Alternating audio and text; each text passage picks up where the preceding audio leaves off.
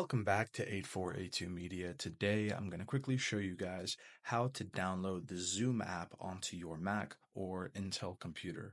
Very simply go onto Google Chrome or Safari or any other search engine, and then we're going to go onto the search bar and type in Zoom download.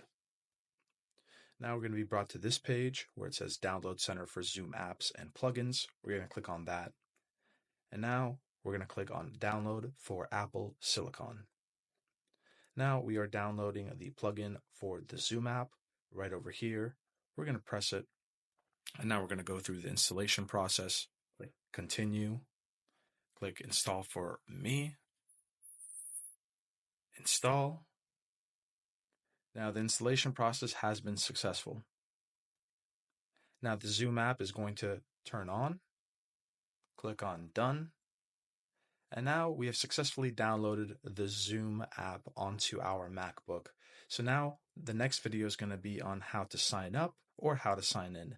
Thank you guys for watching. Hope this was helpful and have a great day.